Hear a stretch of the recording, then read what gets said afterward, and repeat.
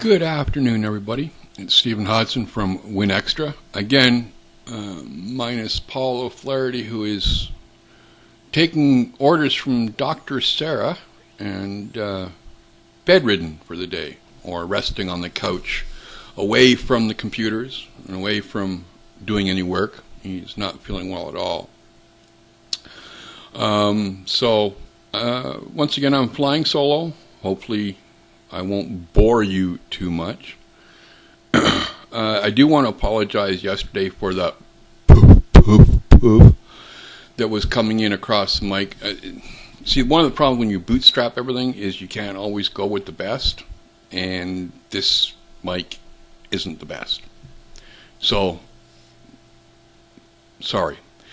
Anyway, yesterday I was talking about the fact that Microsoft had issued a extension for Chrome for the use of, or to let Chrome use, the H.264 video codec that Google had removed, or was going to remove, I'm not sure which. Anyway, news is today that Microsoft has challenged Google to offer patent indemnification.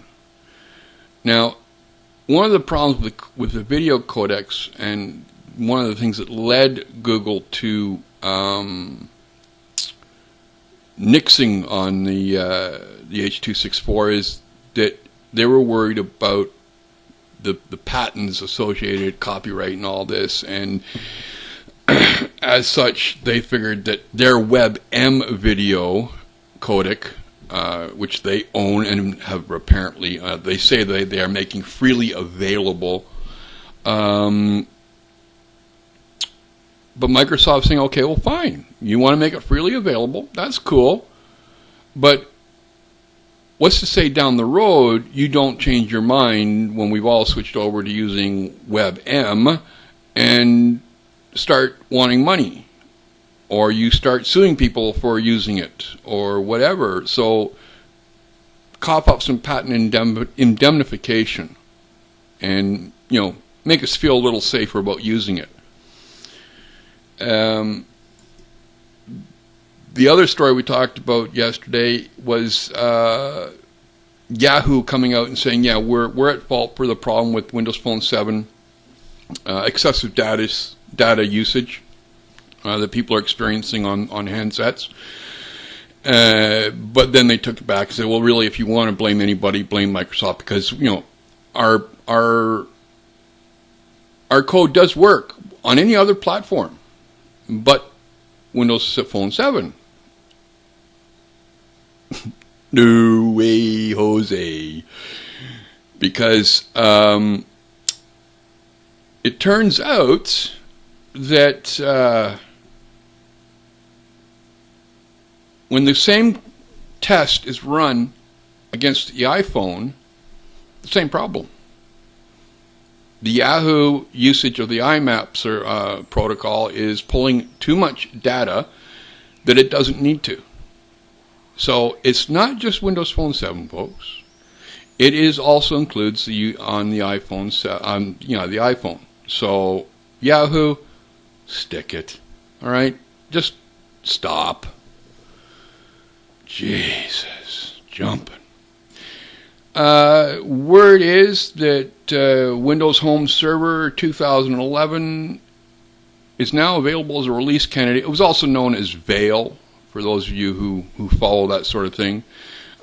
What it is, it's the server software, but for your home, so that you could basically have a small home network, and it's easy to use. And one of the things that people loved about Veil was that it has something called Drive Extender, which basically treated any drives plugged into this into the machine as one blob redundantly. So it was like you almost had a built-in RAID service. At some point, Microsoft decided that they were going to unify the code base between the home version and the small business version. And as a result, for some reason, the drive extender didn't work the way they wanted it to when unified with the small business code base. So they yanked it, and this upset a lot of people because home server was an actually really good product. Even HP, who really at that time was the only one that was marketing a home server with Veil installed on it, yanked their hardware. They said, we're not going to be carrying this anymore. Microsoft continued on by offering the software, and they've now released the release candidate version of it with a way of dealing with, like they're using wizards now, just so that when you add in new drives, it'll walk you through adding them, so it's easier and blah blah blah. Still not the drive extender that everybody wanted, and that Steve Ballmer said that he was going to look at, seeing about bringing back.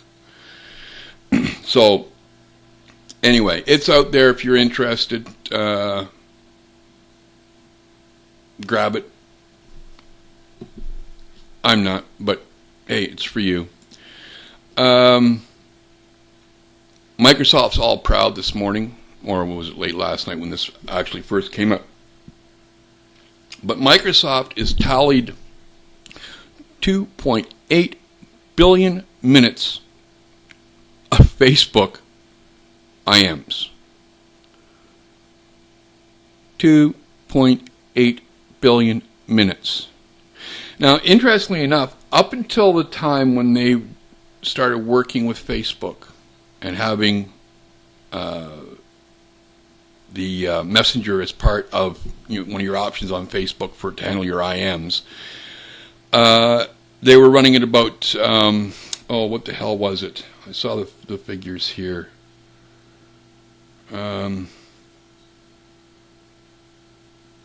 That must be another post I read. But anyway, they've basically doubled the number of minutes that Messenger is being used through this connection with Facebook, which in of itself is really good for them. It would be, I know they want to try desperately hard because they've had the whole social connector part hooked into Messenger, but without Twitter, I'm sorry, it's not going to work. And we still don't know why there is no Twitter connection. Makes absolutely no sense. And no word from Twitter or Microsoft if or when we will see it. So take it from there, folks. Last of note, Major Nelson has revealed the top Xbox Live games of 2010. Now there's 20 of them listed here. I'm just going to do the top 10. This first one will make Paul's day. He will, when he sees this, he will just go yes, or we all know what that one is. Call of Duty Black Ops. Number 2 was Halo Reach. Number 3 was Red Dead Redemption. I hear it's supposed to be a great game, but no.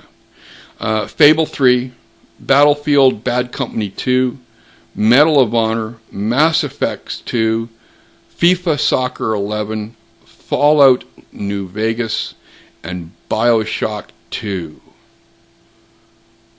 Yeah. Some other big names lower down, but that's the top 10.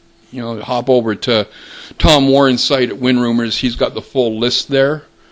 And on that note, that pretty well is the headlines for today that we've got. Or I've got. You get into this habit when you've got a co-host that's supposed to be over there, covering up the slack instead of being a slacker. But anyway, hopefully Paul will be feeling better. I miss having him on the other side, making fun of me or whatever. So until tomorrow, this is Stephen at WinExtra, minus Paul, for February 3rd, 2011. Have a good day, folks.